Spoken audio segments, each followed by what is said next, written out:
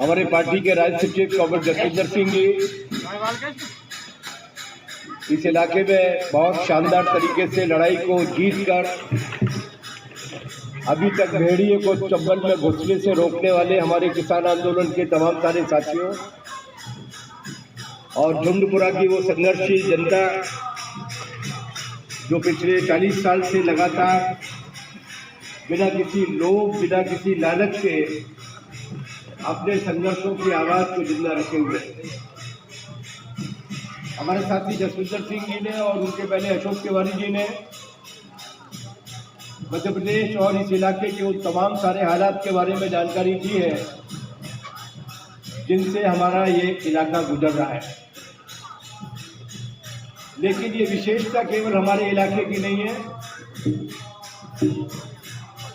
ये जो समस्या है वो समस्या हम ही लोग खरीद के लाए थे आज से 10 साल पहले। उस वक्त पूरे देश भर में नारा लगा था कि अब तो बदलाव होना चाहिए, आएगा तो फलाने, बचाएगा तो फलाने। और वो जो अलाने और फलाने आए इस देश में, उन्होंने पिछले 10-10 साल में इस देश के साथ क्या किया है ये आप लोग अच्छी तरीके से जानते हैं। लेकिन फिर भी बहुत सारी बातें याद दिलानी पड़ती हैं। हम सबको रामचरितमानस याद है, हम सब मंथरा को जानते हैं, हम सब कैकेयी को जानते हैं, हम सब ने मंदोदरी का नाम भी सुना है, विभीषण का नाम भी सुना है। लेकिन इसके बाद भी बार बार दोहरा के उन कथाओं को और उन पात्रों को याद दिलाना पड़ता है ताकि हम अपनी ज़िंदगी में सबक ले सकें कि कैसा फैसला नहीं करना चाहिए। मैं पूरा पोथन्ना आपके बीच में नहीं रखूंगा, मैं केवल झलक देना चाहता हूँ आपको।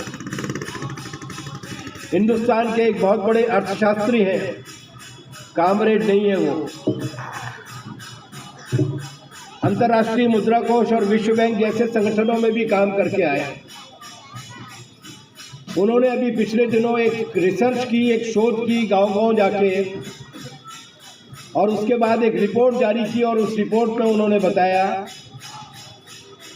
कि आज से 100 साल पहले 1924 में इस भारत नाम के ज़मीन पर जो 27-28-30 करोड़ लोग रहा करते थे, जो आज तकरीबन 140 करोड़ हो गए हैं, वो लोग जितनी रोटी दाल चावल दिन भर में खाया करते थे, महीने भर में खाया करते थे, उतना रोटी दाल और चावल नहीं खा पा रहे हैं, उससे कम हो गया है। उसी रिपोर्ट में उन्होंने कहा कि इसका मतलब ये नहीं है कि ये गेहूं पैदा होना, दाल पैदा होना, चावल पैदा हो, धान पैदा होना बंद हो गए, नहीं। उस रिपोर्ट में उन्होंने कहा कि 1924 में आज से 100 साल पहले इस देश में जितना खाद्यान्न पैदा हुआ करता था उससे कम से कम 50 गुना से ज़्यादा खाद्यान्न बढ़ गया है। आबादी कितनी बढ़ी? आबादी हो गई 30 करोड़ से 140 करोड़, 4-4.5 गुना बढ़ी। और खाद्यान्न जो पैदा हुआ करता था वो कितना बढ़ गया? 50 गुना बढ़ गया। मतलब गेहूं की कमी नहीं है, धान की कमी नहीं है, दाल की कमी नहीं है, लेकिन लोग भूखे हैं। और उन्होंने ये कहा कि ये पिछले 10 साल में ये सबसे ज़्यादा तेजी के साथ बढ़ा। तो अच्छे दिन आने वाला पहला अच्छा दिन तो ये आया कि रोटी में, हमारी थाली में जो रोटी दाल सब्जी हुआ करती थी वो कम हो गई। दूसरा, विकास का पैमाना क्या होता है? जब खाद्यान्न की पैदावार बढ़ी, फसल की पैदावार बढ़ी, तो किसान की हालत तो अच्छी होनी चाहिए। किसान की हालत ये है कि आज 3-3.5 हजार किसान ऐसे हैं हर रोज जो अपनी जमीन को बेचकर अपनी खेती को छोड़कर जा रहे हैं। अभी हमारे वक्ता ने आपको बताया लगभग 35,000 लोग केवल सबलगढ़ से जाते हैं देश के दूसरे कोनों में काम करने के लिए। कुल मिलाकर मुरैना जिले को अगर जोड़ लिया जाए तो कॉमरेड अशोक तिवारी बता रहे थे लगभग 2.5 लाख नौजवान ऐसा है जो अपने गांव को छोड़कर, मुरारी लाल जी ने केवल झुंडपुरा और रामपुर का नाम लिया, ऐसा कोई गांव नहीं है जहां से कोई ना कोई बाहर काम करने के लिए नहीं गया हो। 2.5 लाख नौजवान बाहर जा रहे हैं काम करने के लिए। कैसा काम? कभी पूछिएगा उनसे जब वो लौट के आए। 10 बाई 10 के छोटे कमरे में 12-12 लोग रहते हैं। 6 लोग ड्यूटी करने के लिए जाते हैं, 6 लोग वहीं पे खाना बनाते हैं और सोते हैं। फिर वो 6 ड्यूटी से लौट कर आते हैं, ये ड्यूटी करने के लिए जाते हैं। 12-12 घंटे की ड्यूटी। और कमाई कितनी है? नगर पालिका में काम करने वाले सफाई कर्मचारी को भी जितनी वेतन मिलती है उतनी वेतन भी उनको नहीं मिलती। बेंगलोर जाके, त्रिची जाके, चेन्नई जाके, सूरत जाके, अहमदाबाद जाके, बड़ौदा जाके। तो ये हालत हो गई हमारे नौजवान की। उन्हीं कौशिक बसु साहब की रिपोर्ट में लिखा हुआ है कि पिछले आजादी के बाद से लेकर जितनी बेरोजगारी हमारे कभी देश में नहीं रही, उतनी बेरोजगारी आज हमारे देश में है। किसान तबाही पर है, खेती तबाही पर है, वो खेती छोड़ के जा रहा है। मजदूर की तनख्वाहें कम हो रही है, कारखाने बंद हो रहे हैं। ये अच्छे दिन किसके लिए आए हैं? ये अच्छे दिन आए हैं हमारे देश के चोरों के लिए। जब कोरोना में पूरा देश जाम पड़ा हुआ था, लॉकडाउन लगा हुआ था, न माल बिक रहा था, न माल खरीदा जा रहा था, केवल किसान था जो खेती में काम कर रहा था।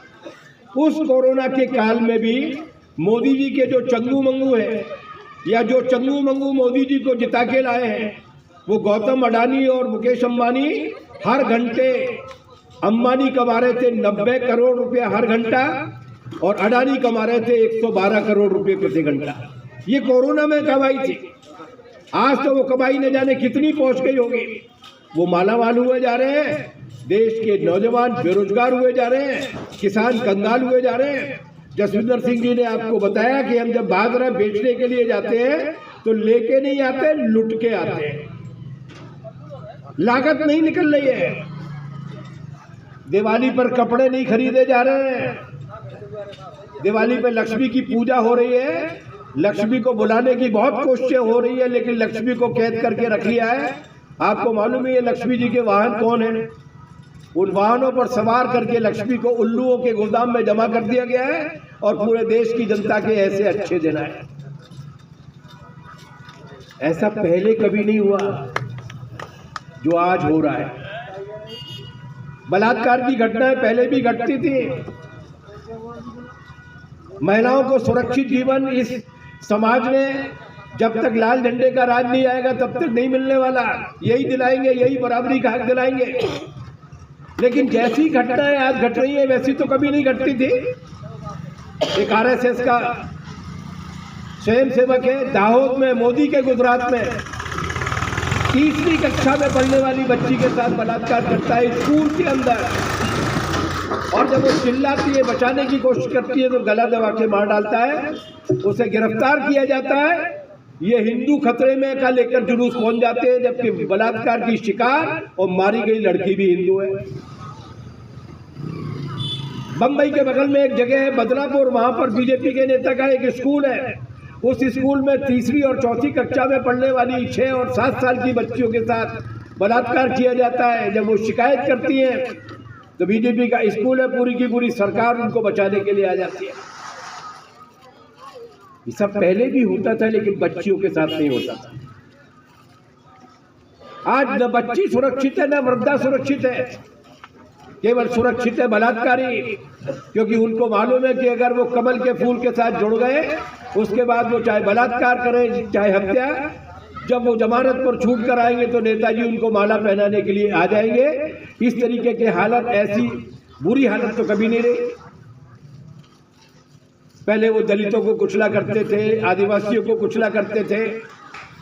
औकात में रहो, अपनी मनु महाराज कह गए, मनु महाराज की औकात में रहो।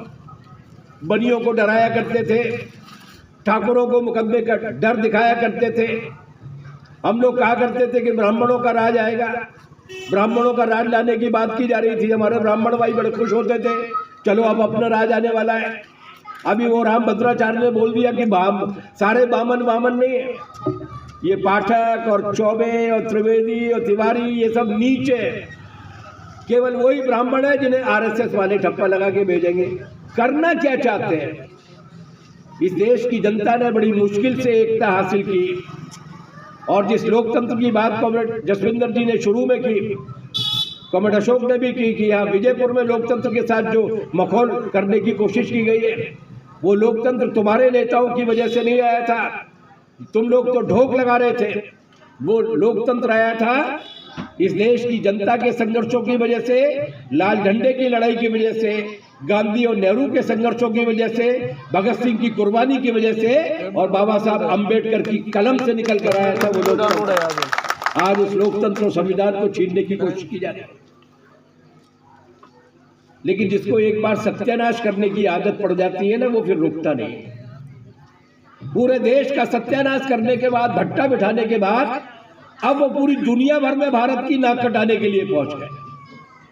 अभी एक गुंडा जीता है अमेरिका में, 5 नवंबर को चुनाव हुए थे। वो वाकई में गुंडा है। 248 साल से अमेरिका में चुनाव हो रहे हैं। ये पहला चुनाव है जब एक ऐसा आदमी जीता है जिस पर 6 महिलाओं के साथ बलात्कार करने के मुकदमे चल रहे हैं अदालत में। 2 में सजा हो चुकी है उसको। अमरीकी कानून ये कहता है कि अगर सजा होने के बाद अगर कुछ मुआवजा देकर समझौता हो जाता है तो वो सजा टाली जा सकती है।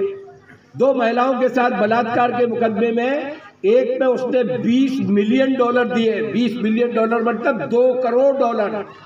$2 करोड़ मतलब $1 की कीमत है 80-85 रुपए। गुणा कर लीजिए आप, इतने करोड़ रुपए दिए तब समझौता हुआ। दूसरे वाले में भी उसने ले दे के निपटा लिया, एक बड़ी फैक्ट्री नाम कर दी, मुकदमा निपट गया। अभी 4 मुकदमे चल रहे हैं। गुंडागर्दी के 2 मुकदमों में सजा हो चुकी है, 2 मुकदमे अभी और चल रहे हैं। कुल मिलाकर 34 मुकदमे चल रहे हैं और वो गुंडा वहां पर जीत गया। हमारे मोदी जी बड़े खुश हो गए कि हम, मेरा बड़ा भाई जीत गया।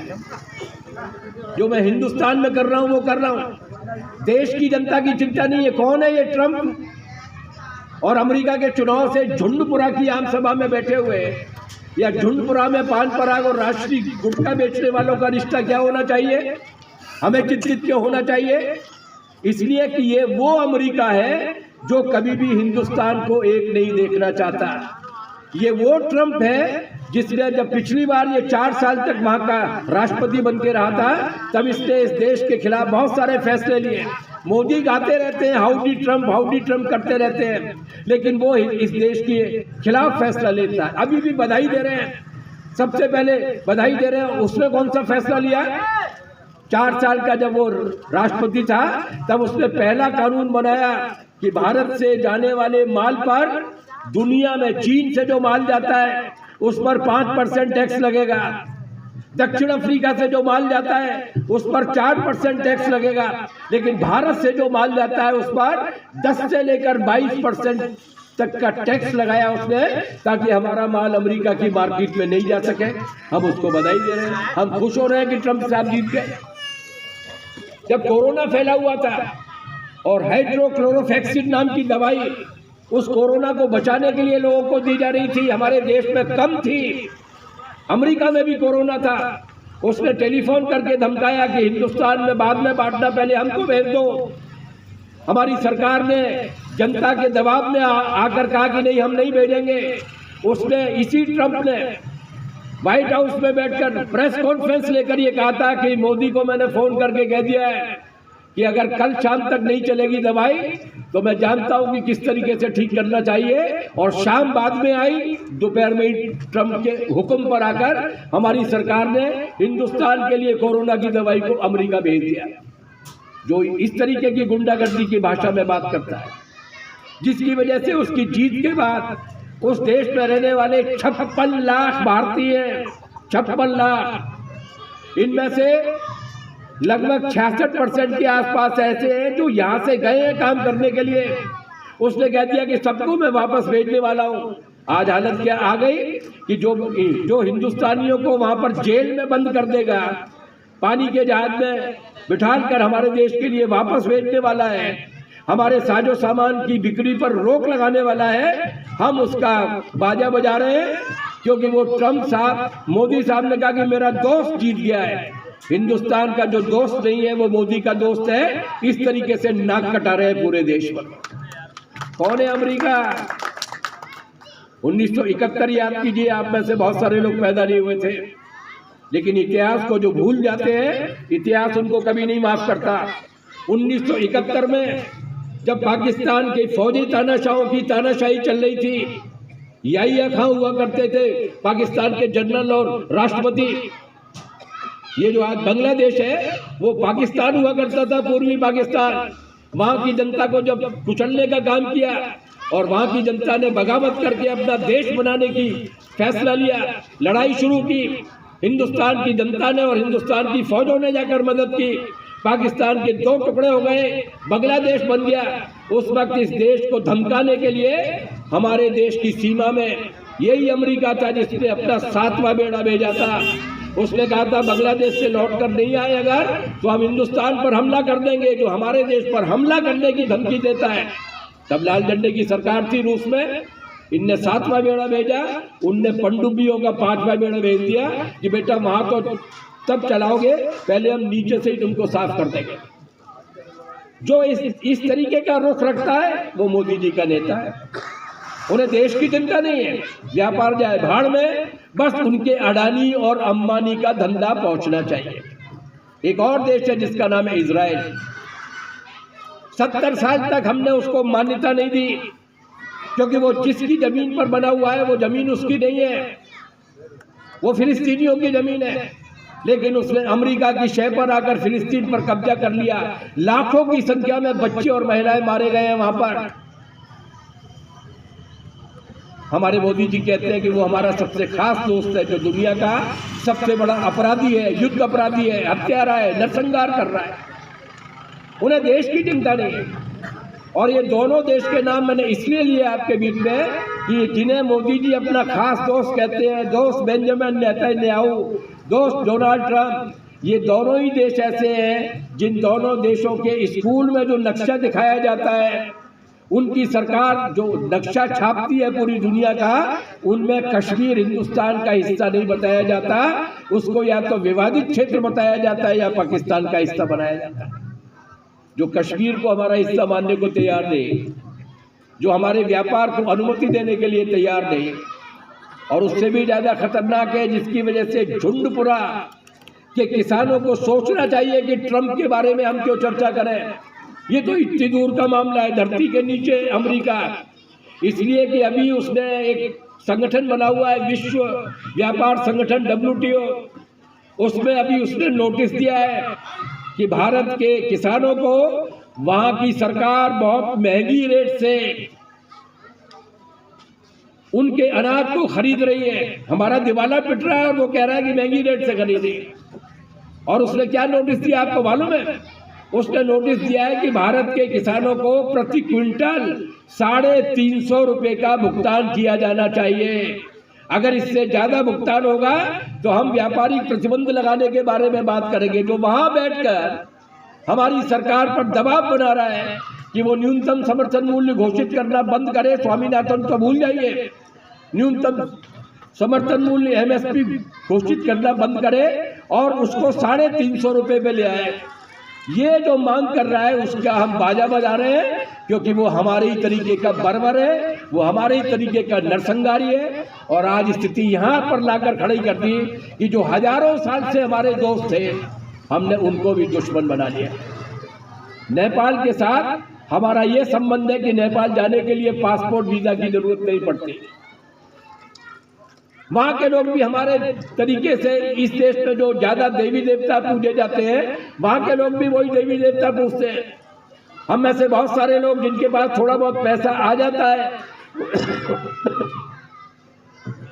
वो पशुपतिनाथ के दर्शन करने के लिए जाते हैं जो नेपाल में है।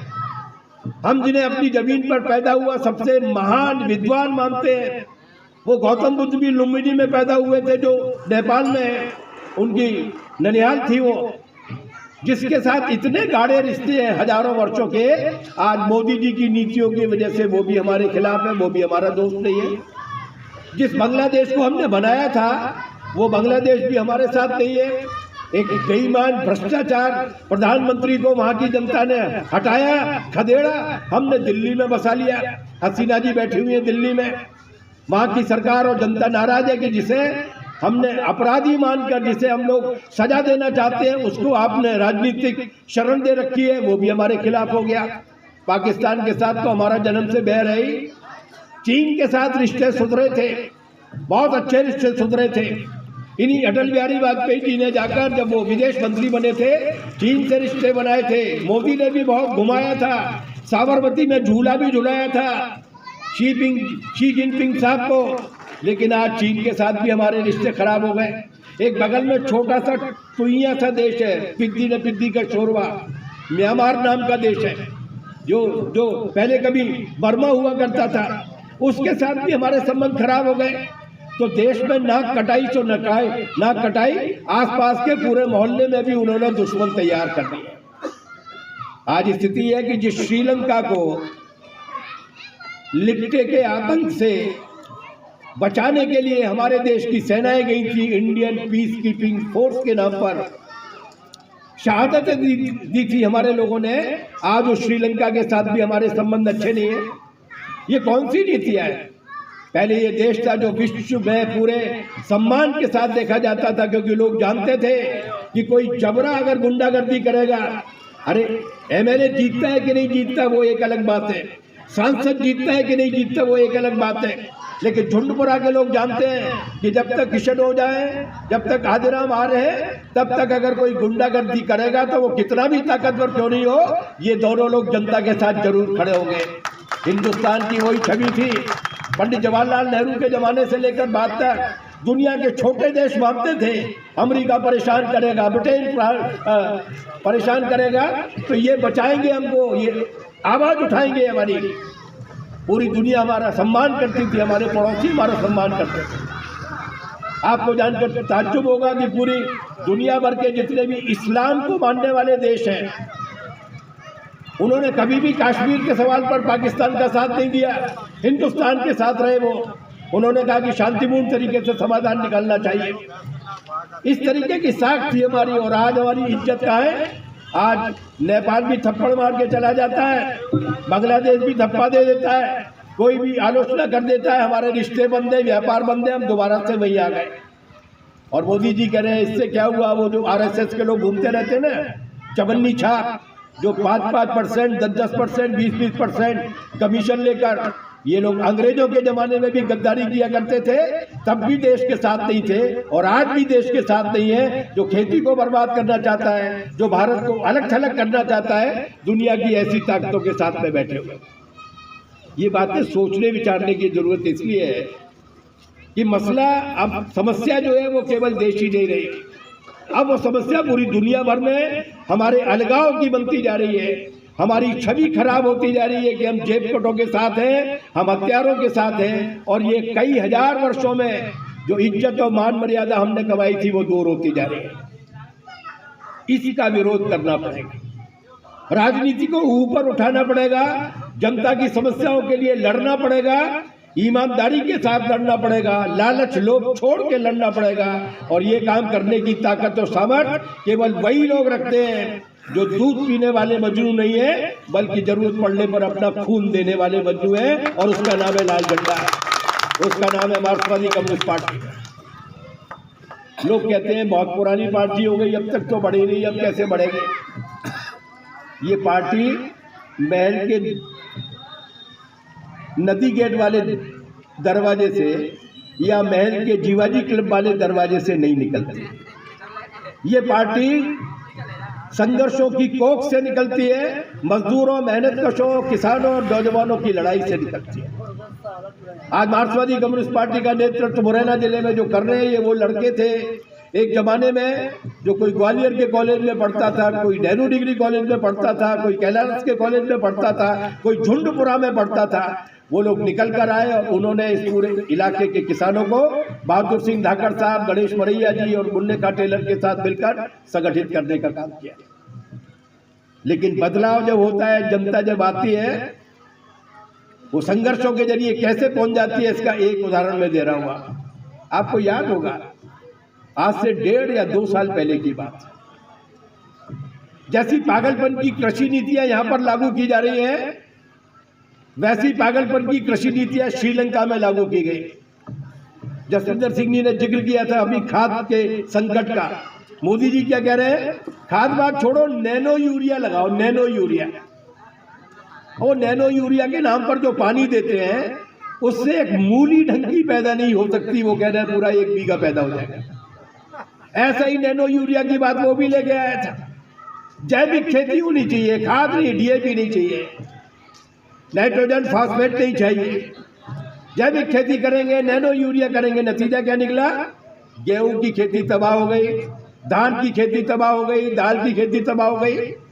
लोग संकट में आ गए, खाने पीने के संकट में आ गए। कितना खरीद के लाओगे दुनिया से? आपको याद होंगी वो तस्वीरें, अगर आप अपनी याददाश्त में जोड़ डालेंगे। आखिर में जनता ने क्या किया?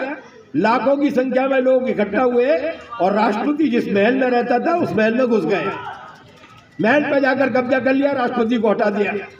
सुप्रीम कोर्ट के जजों ने थोड़ी सी नाक बहुत सिकोड़ने की कोशिश की, वो सुप्रीम कोर्ट में घुसे और सुप्रीम कोर्ट के जजों को भी हटा दिया। जनता घुसी, जनता ने बदलाव ला दिया। वहां की सरकार थर-थर कांपने लगी। राष्ट्रपति जो प्रेम दासा थे उनका सारा प्रेम खत्म हो गया और दास बन के चले गए। अभी चुनाव हुआ वहां पे पिछले 2 महीने 1.5 महीने पहले, और जनता ने कम्युनिस्ट को, लाल झंडे वाले को विशाल बहुमत के साथ जिता के भेज दिया। जो राष्ट्रपति थे अभी वहां, वो 3रे नंबर पे आए और 50% से ज्यादा वोट से भेज दिया। बदलाव होता है तो तेजी के साथ होता है, लेकिन ये पुरानी बात हो गई। मैं आज की बात बता रहा हूं। जब लोगों में संघर्ष पैदा हुआ, बदलाव की भावना पैदा हुई, तो क्या हुआ? अभी 14 नवंबर को चुनाव हुए थे। राष्ट्रपति तो लाल झंडे वाला जीत गया था, लेकिन एमपी केवल 3 थे। 250 की पार्लियामेंट है वहां पे, लोकसभा 250 की है। कम्युनिस्टों के एमपी केवल 3 हुआ करते थे। अभी 14 नवंबर को चुनाव हुए और 250 की उस पार्लियामेंट में, लोकसभा में 169 एमपी जिता के भेज दिए लाल झंडे के। उन्होंने परमानेंटली छुट्टी कर दी। बदलाव 1, 2, 3, 4, 5 में नहीं होते। बदलाव 4, 16, 64 की रफ्तार में होते हैं, और बदलाव संघर्ष के जरिए होते हैं। और संघर्ष करने के लिए हथियार की जरूरत होती है। गोबर फेंक के नहीं मारा जाता, नुकीला पत्थर फेंक के मारा जाता है, तब भेड़िया घायल होता है। लाठी का इस्तेमाल किया जाता है, लाठी के साथ लोहा भी लगाया जाता है, तब शेर और ऐसे नरसंहारी पशुओं को पीछे धकेला जाता है। उसी तरीके से जो संघर्ष होते हैं वो किसानों की लड़ाई होती है। लेकिन इन लड़ाइयों के लिए ये काले, पीले, नीले, पीले झंडों का इस्तेमाल नहीं किया जाता। इनके लिए जरूरत पड़ती है उस लाल झंडे की जिसके नीचे एक मजबूत डंडा लगा हुआ। इसके लिए जरूरत पड़ती है एक मजबूत संगठन की, किसानों का संगठन, नौजवानों का संगठन, महिलाओं का संगठन, मजदूरों का संगठन, और उनके साथ एक मजबूत कम्युनिस्ट पार्टी की। अभी श्रीलंका ने हमको बताया है कि बदलाव करने के लिए युगों का इंतजार नहीं करना पड़ता। बदलाव कोई कुंभ का मेला नहीं है कि 12 साल के बाद आएगा। बदलाव संघर्ष से चलने वाली वो आग है कि अगर वो ठीक तरीके से धधकने लगे तो पूरे के पूरे कचरे को स्वाहा करने की ताकत रखती है। उसी बदलाव की तैयारी का संकल्प लेने के लिए हम लोग यहाँ पर इकट्ठा हुए हैं। मुरारी लाल जी धन्यवाद दे चुके हैं, मैं फिर धन्यवाद दूंगा आपको कि हम यहाँ पर जो इकट्ठा हुए हैं उसके लिए रख रखाव के लिए, वो जो गार्डन जिसमें हम लोग हैं वहाँ पर जो रोटी सब्जी दाल चावल खा रहे हैं, जो चाय पी रहे हैं, उसके लिए किसी अडानी फडानी के पास नहीं गए, किसी बड़े सेठ के पास नहीं गए। यही ठेले लगाने वाले, यही दुकान लगाने वाले, यही किसान मेहनत करने वाले लोग, इन्हीं सारे लोगों के सहयोग से हम आए हैं और इन्हीं सारे लोगों के सहयोग के साथ बैठकर हम विचार करने वाले हैं और हम 3-4 बड़े सवालों पर फैसला लेने वाले हैं। पहला तो हम ये करने वाले हैं कि ये जो चंबल अटल एक्सप्रेस वे की, जिसका नाम बदलते रहते हैं वो बार बार, कभी अटल जी के नाम पर कर देंगे, कभी किसी के नाम पर कर देंगे, लेकिन है वो असल में अडानी के नाम पर। अभी तक 5 बार रोक चुका है ये लाल झंडा चंबल की जमीन। इस सम्मेलन में हम ये संकल्प लेने वाले हैं कि ये जो होल्ड में रख दिया है ये जो तिकड़म करने की तैयारी की है उसका भी मुकाबला किया जाएगा, भले ही पदयात्रा करके भोपाल जाना पड़े या दिल्ली जाना पड़े, चंबल की जमीन पर जिसकी संख्या बताई है हम उसको नहीं जाने देंगे। नंबर 1 और नंबर 2, जो 2.5 लाख बेटे हमारे मुरैना जिले के गए बाहर, उनके लिए बेहतर काम की दशा होनी चाहिए। उनको डब्बे में, लाश में, ताबूत में बंद होकर या दुबला पतला बीमारी से ग्रसित होकर अपनी जवानी को लुटा कर नहीं लौटना चाहिए। उन्हें अगर वो वहां काम करते तो सम्मानजनक दर्जा दिया जाए, वरना इस मुरैना की जमीन पर रोजगार पैदा किए जाए, उद्योग धंधे लगाए जाए, सरकारी मदद दी जाए, ताकि वो यहीं पर लौटकर अपने घर के पास में ही रोजगार कर सके। इन सवालों को लेकर भी हमारा संघर्ष होगा। हमारा संघर्ष इस सवाल को लेकर भी होगा कि आज जिस शर्मनाक स्थिति में हम हैं कि भिंड और मुरैना में आदमी और औरत का अनुपात घटता चला जा रहा है। बेटियां बचेंगी तो तब जब बेटियां पैदा होने दी जाएंगी, जब बेटियां पढ़ने दी जाएंगी। उन बेटियों की सुरक्षा के लिए, उन महिलाओं के अधिकारों के लिए भी संघर्ष किया जाएगा और किसानों को उनकी फसल का वाजिब दाम मिले। जैसा कि जसविंदर सिंह जी ने कहा कि सरसों में, बाजरा में, इन सब चीजों में जो लूट की जा रही है, MSP से कम पर भुगतान किया जा रहा है। हमारा ये संघर्ष जारी रहेगा और अभी 26 नवंबर के दिन पूरे देश भर में होने वाला है, जब हम ये मांग करने वाले हैं कि ऐसा कानून बनना चाहिए कि लागत से कम 1.5 दर पर कीमत तय की जाए, स्वामीनाथन आयोग की सिफारिश के हिसाब से तय की जाए और उससे कम कीमत पर अगर कोई 1 किलो अनाज भी खरीदने की कोशिश करता है उसको जेल में बंद करने का कानून बनाया जाए, तब किसान की रक्षा होगी। हम उस लड़ाई को भी आगे बढ़ाने का काम करेंगे। हम आंगनबाड़ी कार्यकर्ता, आशा कार्यकर्ता, स्वास्थ्य कर्मी, शिक्षा कर्मी, अतिथि शिक्षक, ये जितनी भी मेहनत करने वाली ताकतें हैं जो बहुत ही कम वेतन पर काम करने के लिए आज विवश की जा रही है, हम उनके संघर्ष को भी आगे बढ़ाएंगे और सबसे आगे बढ़कर हम उस संघर्ष को आगे बढ़ाएंगे जो आज़ादी के 75 साल बाद भी, बाबा साहब अम्बेडकर के संविधान के लागू होने के भी 74 साल होने वाले हैं। इतने सालों बाद भी आज जो गैर बराबरी है, आज जो जाति के नाम पर उत्पीड़न है, आज भी अगर हैदर सिंह कंसाना ही तय करता है कि उसके गांव में कोई दलित का बेटा घोड़ी पर बैठकर अपनी बारात लेकर जाएगा कि नहीं जाएगा, इस तरीके के अन्याय और अत्याचार के खिलाफ भी ये लाल झंडा पूरी मुखरता के साथ में संघर्ष करेगा। आपका सहयोग मिलेगा, हम निश्चित रूप से जीतेंगे और इस लूट के राज को बदलकर इस मेहनत कर जनता के राज को कायम करेंगे। इनकलाब जिंदाबाद।